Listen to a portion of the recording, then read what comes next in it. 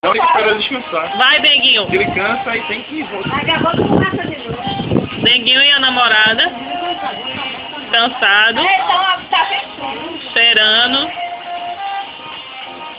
Vou pausar aqui. Quando ele resolver... Não. Pegou de novo. Vamos lá, Denguinho. Mara vai mandar você. Não me chama cachorro, não. Tu tá dizendo já, amiga. A posição nova de cachorro aí, ó. O Denguinho é muito preguiçoso. O cachorro é difícil. Que cruzava com a garrafa. Será que se eu pegar a mulher dele, ele queria morrer? Não, pega não. Ele morre. Pega não. É filme. Lembrando que esse cachorro é de Cintia Lima. O de Cintia parece um velho. É muita puta. Vai, Denguinho. Mostra que você não é gay. Disposição. Vamos para. Eita, Bianca cuspiu esse arroz em mim. Olha o arroz que Bianca cuspiu em mim. Arrastou ela, seus cabelos.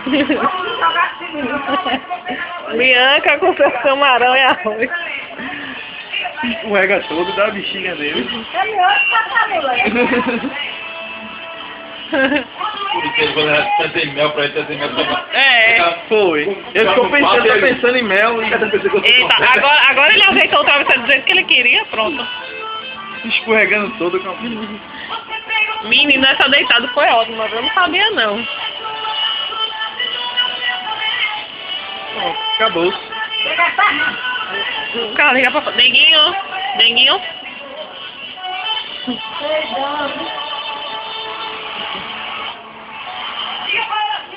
Cadê a mulher?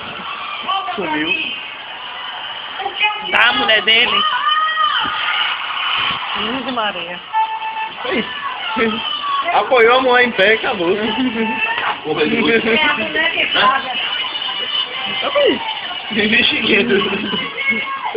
Dá-lhe, Denguinho.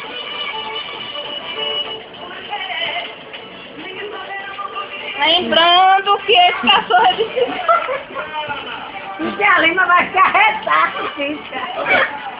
Não sabe, não. Vai dar, deixa eu tocar. Não, Eu nem... eu vou... Mostra a mão nela. É porque tá na você, tem que usar.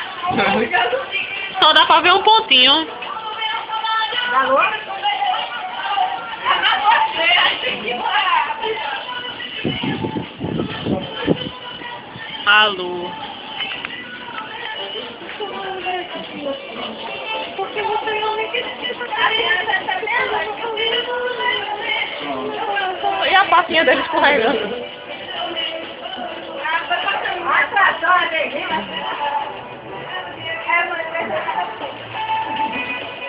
Menino, 15 minutos de pornografia.